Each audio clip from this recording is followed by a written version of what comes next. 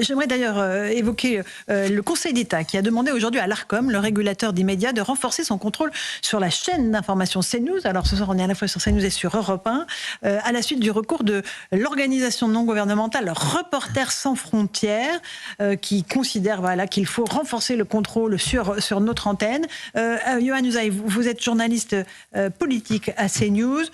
Encore une fois, il faut faire attention à la liberté d'expression, qui est notre ligne directrice aujourd'hui à CNews. Mais la liberté d'expression, dans un pays démocratique, c'est la base.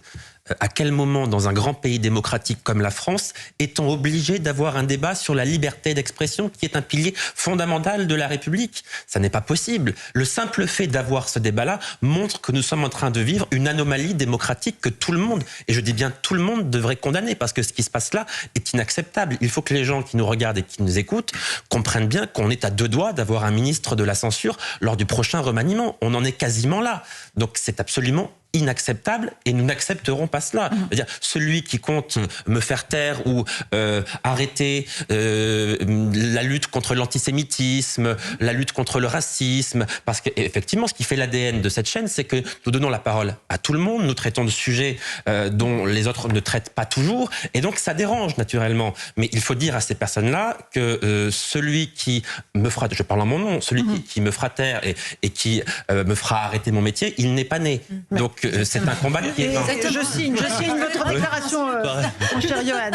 Louis Dragnel, rapidement, vous êtes d'Europe 1. Pareil, de la même façon, vous êtes concerné par ce qui se fait à l'Arcom et au Conseil d'État. Bien sûr, non mais en fait, si on décrypte un tout petit peu cette décision, globalement les relations entre l'Arcom et nos maisons sont bonnes, et puis on est chargé de comptabiliser les temps de parole des politiques, et ça se passe bien. On a des personnes qui sont recrutées, dédiées à temps plein, qui font ça, et honnêtement ça demande un travail de précision, parce que c'est pas facile, et puis parfois il y a des gens qui sont difficiles à classer politiquement. On demande à l'Arcom, il y a beaucoup d'allers-retours. Il y a aussi des personnalités politiques qui refusent d'intervenir sur nos antennes. Ça, c'est quelque chose qui existe et qui peut poser des questions. Mais là, ce qui est choquant, c'est que donc tout va bien avec l'Arcom, et c'est sans doute ce qui pose problème à RSF, qui donc fait pression sur le Conseil d'État pour enjoindre l'Arcom à faire quelque chose qui ne lui paraît pas du tout utile de faire. Et c'est ça qui est complètement absurde. Je rappelle aussi que M. Deloire est délégué général en charge des États généraux sur l'information, donc pour essayer de revitaliser, d'essayer de trouver des solutions pour aider les médias à avoir encore plus d'indépendance. Donc objectivement, ça fait poser quelques questions. Et puis dernière chose, comment est-ce qu'on va faire pour ficher? Parce qu'en fait, ce qu'on nous demande de faire, c'est du fichage politique. Donc, comment est-ce qu'on va faire pour ficher Rachel Kahn? Comment est-ce que... Non, mais on va devoir faire ça. Alors, on en rigole, mais en fait, c'est très grave. Je vais devoir demander à chacun des journalistes politiques de mon service à Europe 1 pour qu'ils votent. Rien que ce terme fiché, vous vous rendez compte? Non, mais l'utilisation de ce terme-là, fiché. Bien sûr. Mais ça renvoie.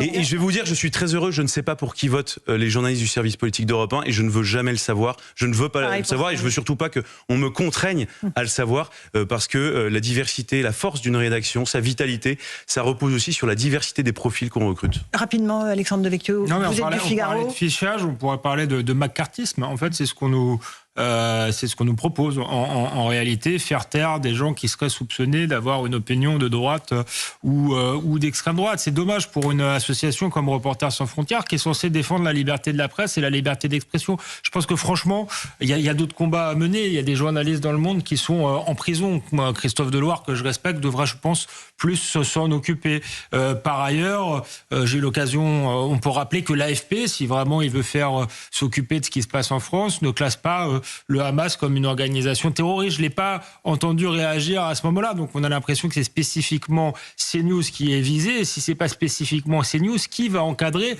cette usine à gaz? Est-ce que sérieusement, on va aller expliquer à France Télévisions qu'ils doivent inviter telle ou telle personne, choisir tel ou tel chroniqueur, choisir tel ou tel animateur, choisir tel ou tel sujet? Et puis pourquoi il y aurait des sujets dont on ne devrait pas parler? Donc effectivement, il faut dire ce qu'il y a. Sous prétexte de liberté de la presse, sous prétexte de pluralisme, on est en train d'organiser la censure et en pleine dérive autoritaire. C'est la liberté d'expression, Rachel Kahn, qui est en jeu, là, dans ce cas précis. Oui, c'est la liberté d'expression qui est en jeu, et malheureusement, ça fait quelques années qu'on se bat pour cette liberté d'expression. Charlie Hebdo, mais on se bat pour écrire des livres, pour justement être pleinement humain, à faire avancer notre pensée.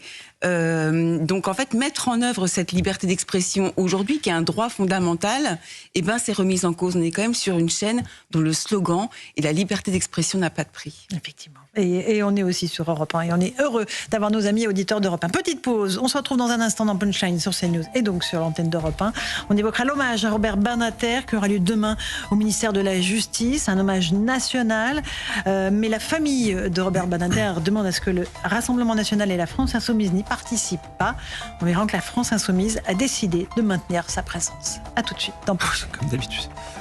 18h-19h sur CNews et Europe 1. Punchline, Laurence Ferrari.